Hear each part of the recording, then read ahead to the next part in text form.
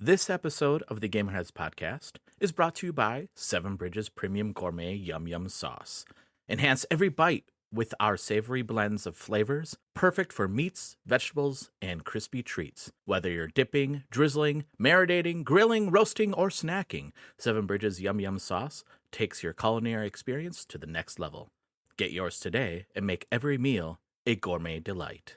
Hi, I'm Celia Schilling from Yacht Club Games. Hey, this is James from Megacat Studios. Hey folks, this is Matt, aka Stormageddon from Reignite and the Fun and Games Podcast. This is Stephanie from the Boss Rush Podcast and the Boss Rush Network. Hey, this is Mark and Keon from Bunte Avond. Hey, this is Sebastian with the ProNerdReport.com and the Single Player Experience Podcast. Hi, this is Chris.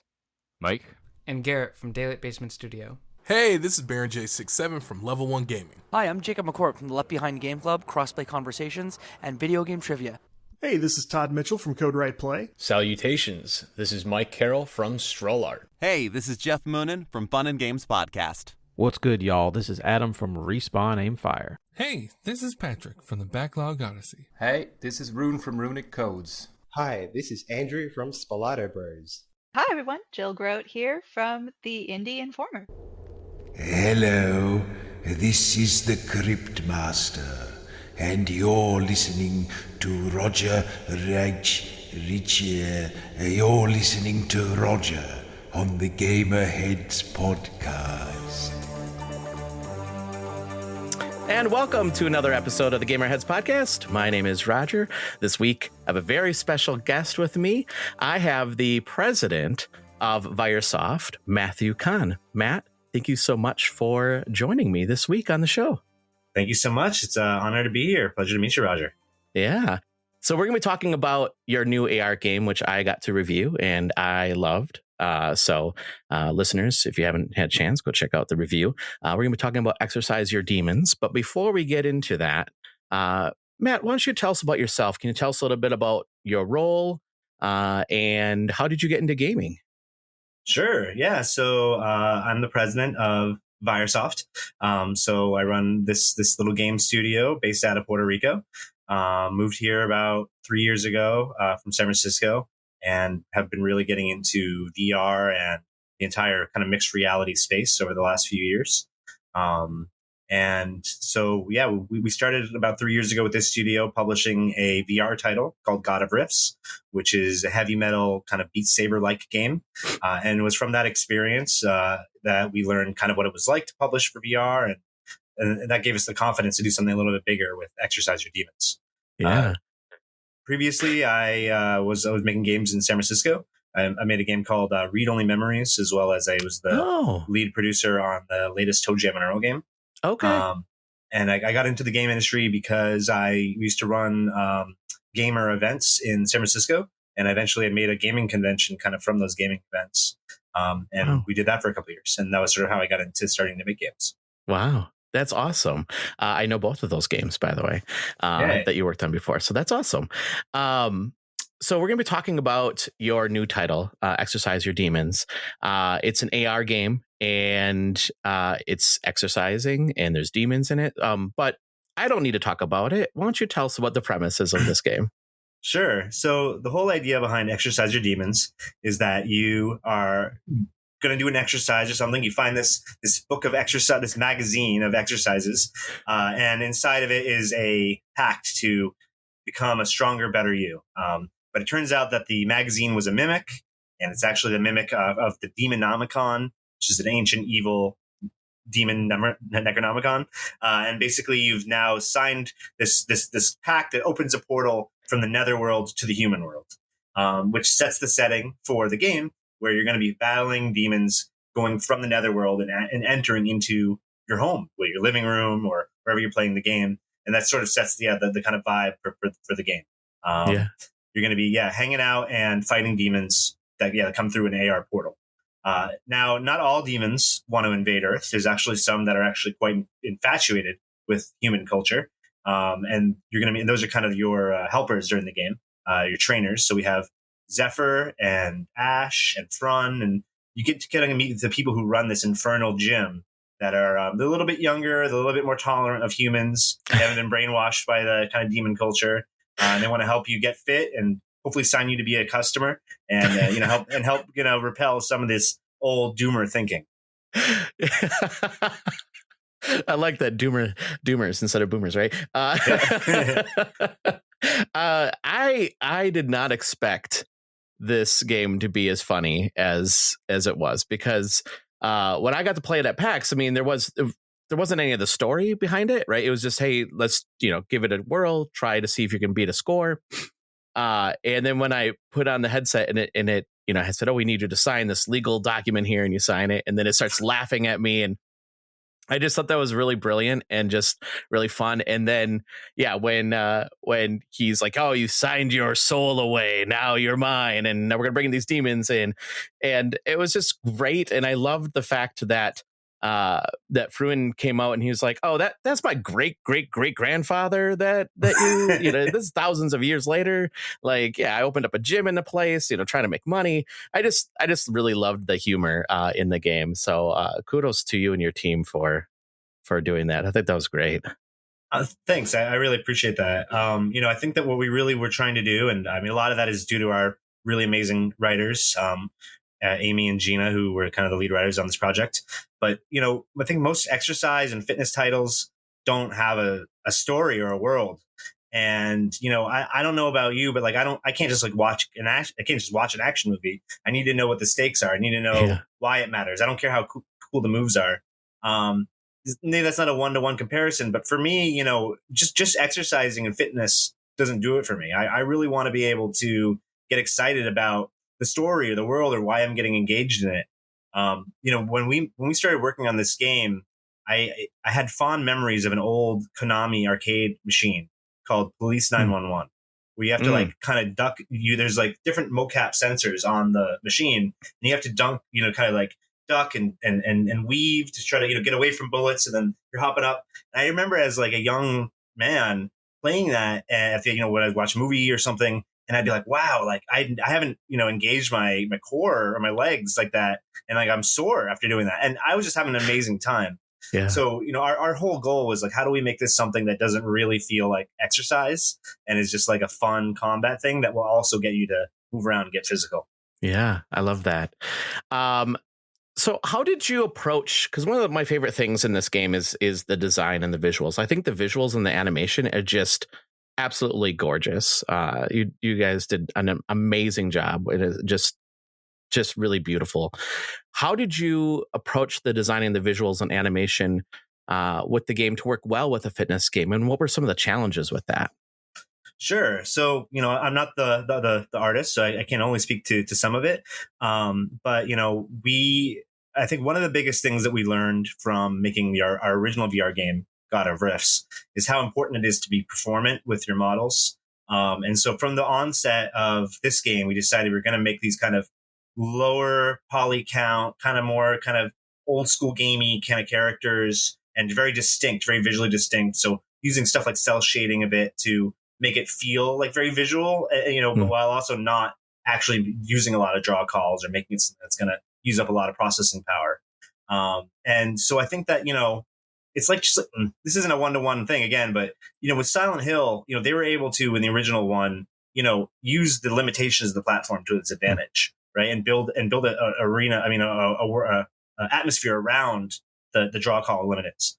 And so, I think that with this game, because we knew that we had this very limited amount of space and we were going for a stylized kind of art style, and we were able to think about that from the onset and make sure that all of our assets matched that style and kind of design, it came across a lot more coherent and thoughtful than, I think with God of Rifts or in other projects where you might just go, oh, we want everything to look the best, but there isn't a one baseline level of quality or coherency between the items. So I think that we also just got really, we did a really good job of finding our lead environmental artist and character artist, because they worked really well together and harmoniously.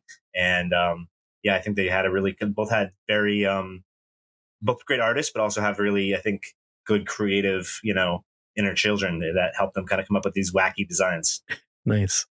So the game is AR, augmented reality. What made you decide to do augmented reality versus full VR in that case?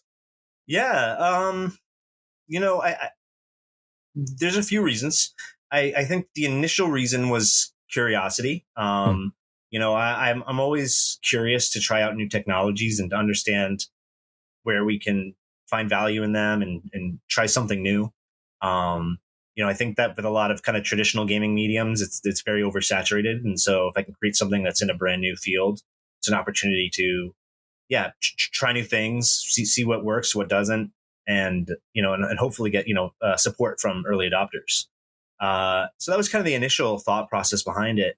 But also I think that as I've learned from showing Exercise Your Demons and showing a mixed reality title versus showing a virtual reality title, is that mixed reality is a very double-edged sword in that it is far less immersive and far more immersive at the same time. When you're in virtual reality, you are truly immersed and you're truly there, but you're not aware spatially of your surroundings. How can you really truly work out, especially if you're in like a crowded apartment or you have people running around, if you don't know if you're going to hit someone or hit the wall and so when we showed off at PAX, we had all these like kids that were getting smacked in the face because people were playing the game.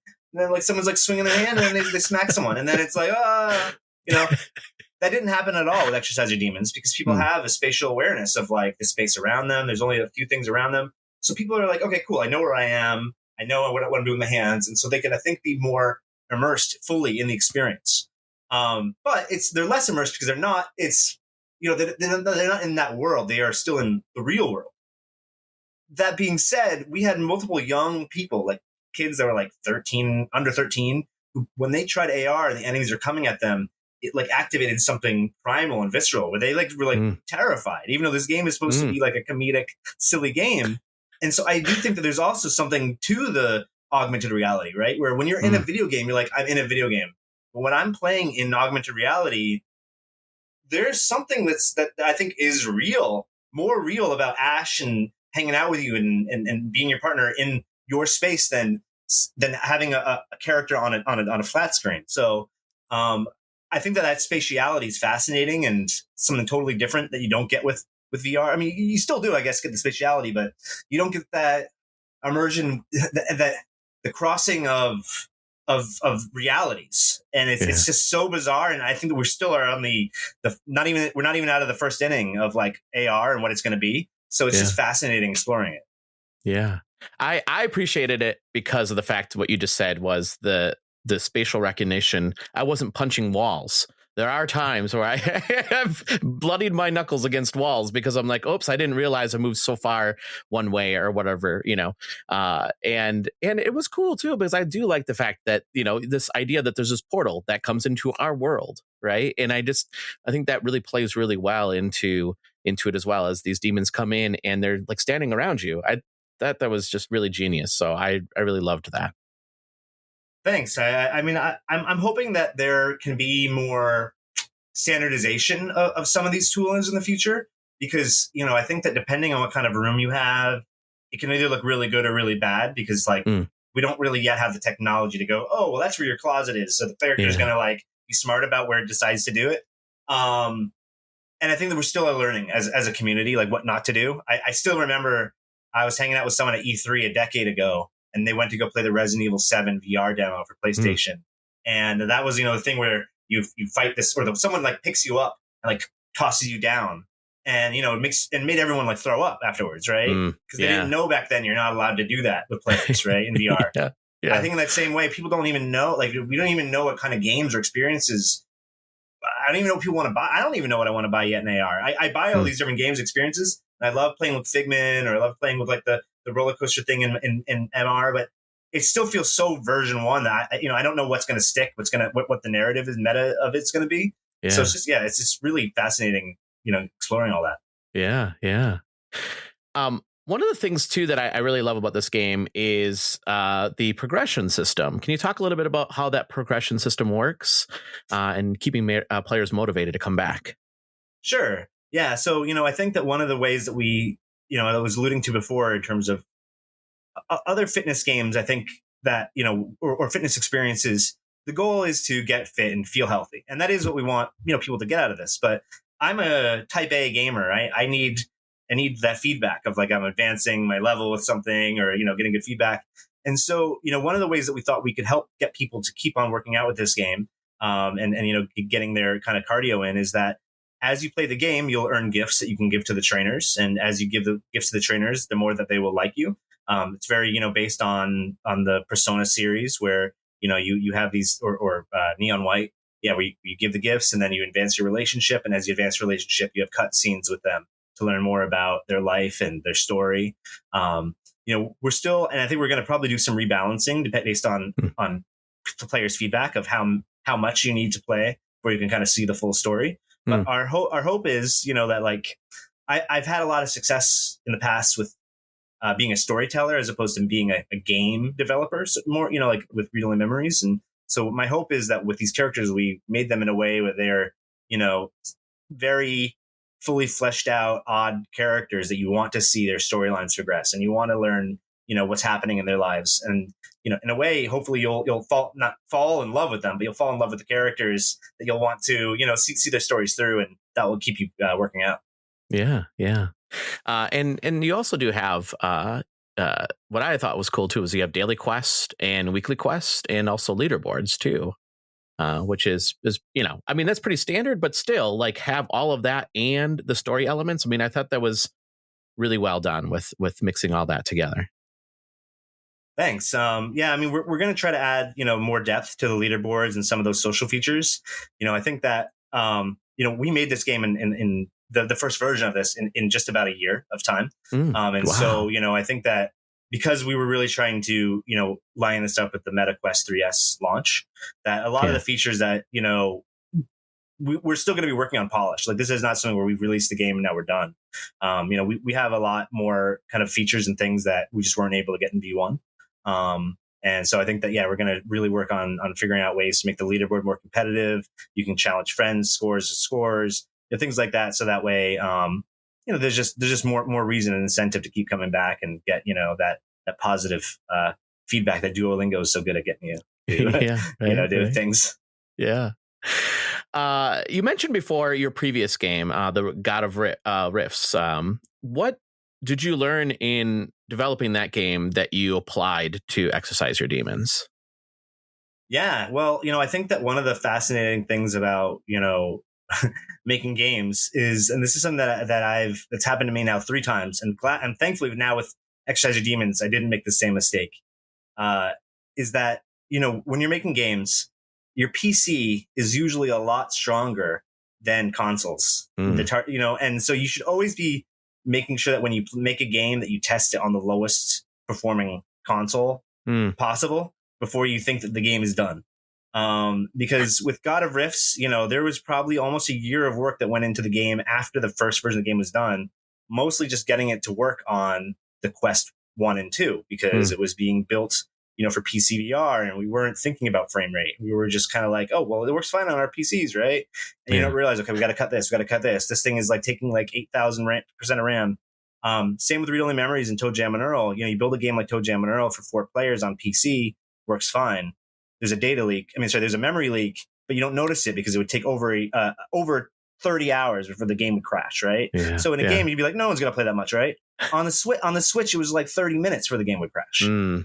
And then it was like, oh, now we have to spend like all this time finding out where the leak is. And then that unfurls another issue. And so I think that that's one of the biggest things I learned was like making sure that you're building, for that baseline.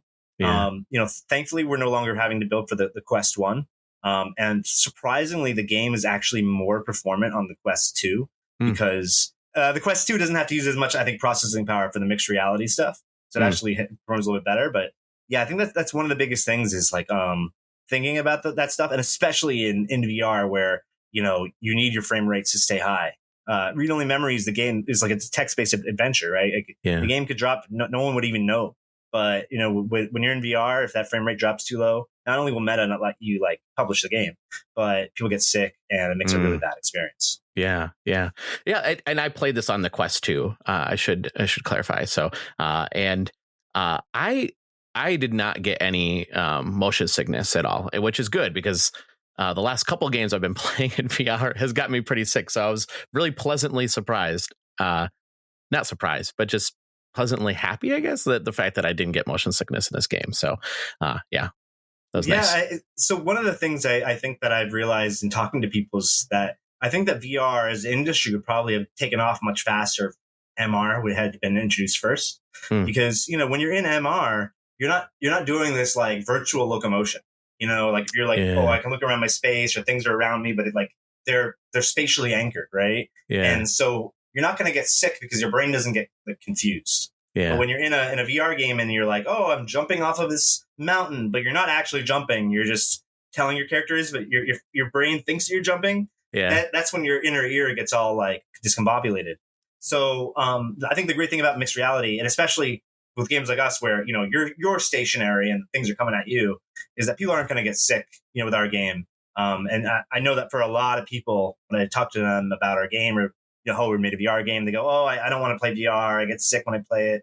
That's a big problem. And I think it's gotten better as the technology's gotten better and doesn't drop frames and things like that. But I think that for the most part, VR is, mixed reality, I think is definitely going to make people a lot less sick than VR. Yeah, agreed.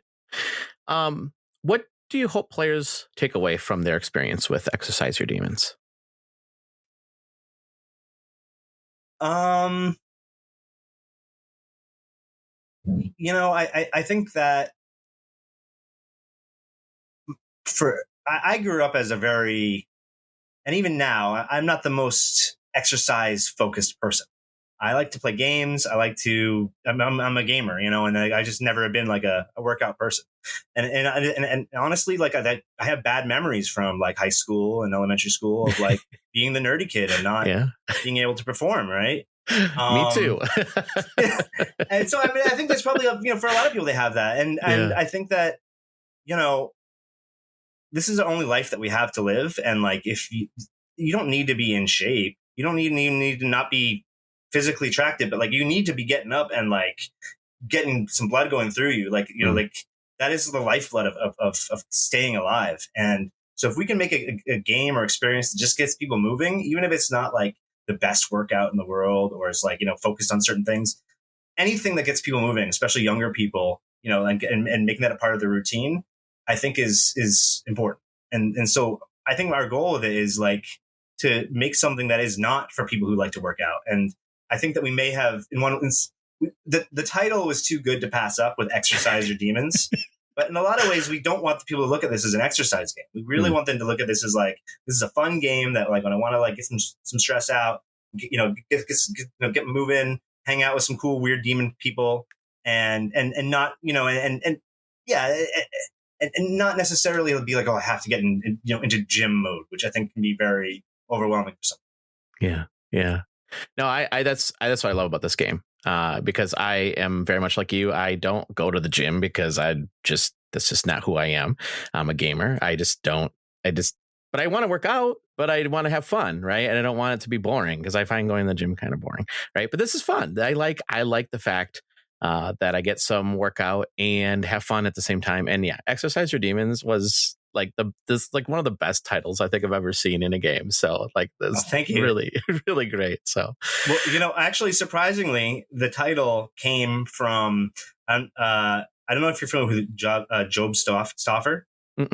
But he was one of the creators of Supernatural. And he came by our booth when we had God of Rifts. Yeah. And during that time, we had themed the booth out with like kind of demony, monstery stuff. Yeah. And one of the shirts that I had on like the thing said Exercise Your Demons, and it had like a monster on it. And he was like, oh, well, you should have named it that. Like, that's a much better name than God of Rifts. And I was like, I guess. I mean, we're kind of stuck with God of Rifts, but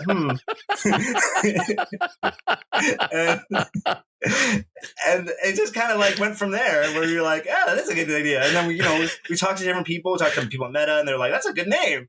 And everyone was like, that's a good name. So we were like, okay, I guess we should go with that. So the name came first, and then the game came after the name in this game. Yeah. Because I think our initial, what we were initially trying to pitch was like, oh, we're going to make a sequel or an add-on to God of Rifts, and and we were going to maybe change the name to Exercise Your Demons and change it around to be a lot of features that we see now, but it was going to be VR. And it was only, as we like started to talk to Meta and they were like, well, hey, we're planning on doing, the 3S and like AR is really our focus for the next few years. And like, if you want to, make it something like this is where you need to go, that they kind of drove us towards making this mixed reality, experience. But yeah, the name came first. That's awesome. What's one thing you learned about yourself during the development of the game?